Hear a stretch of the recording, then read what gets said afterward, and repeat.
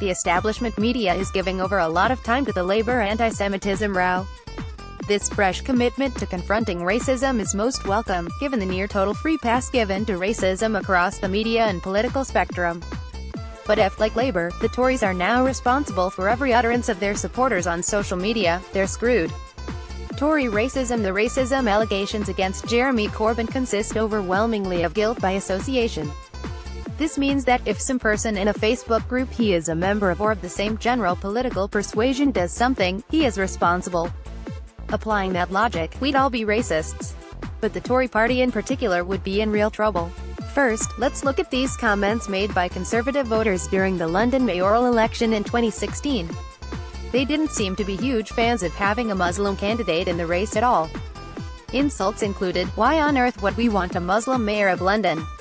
and "We don't want London to become a caliphate under Sadiq Khan." Also, what Islam could not achieve by the sword they are now being allowed to achieve by the pen.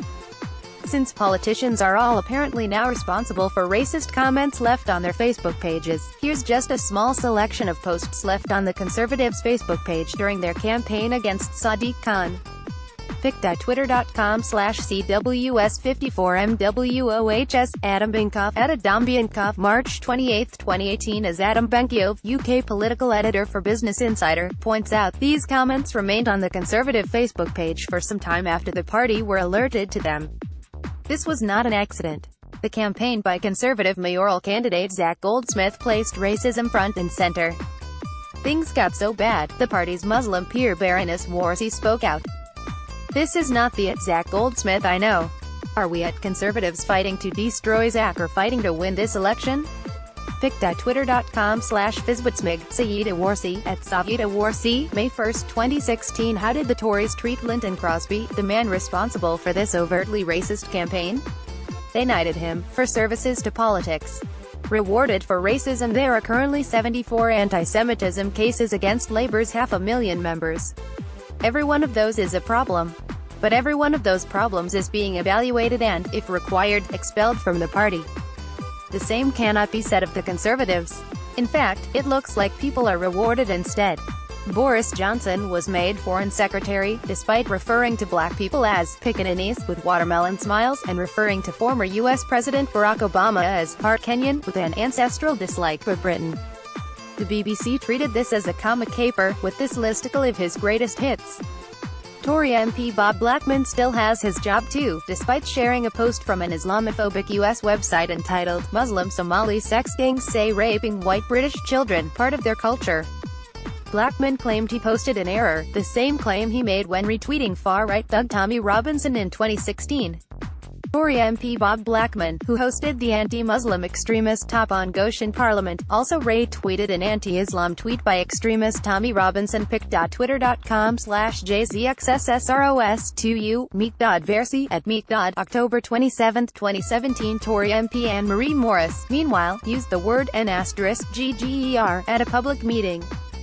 After a brief suspension, she was allowed back to business as usual. And this goes all the way to the top. Theresa May was made Prime Minister even after the racist "Go Home" ban debacle.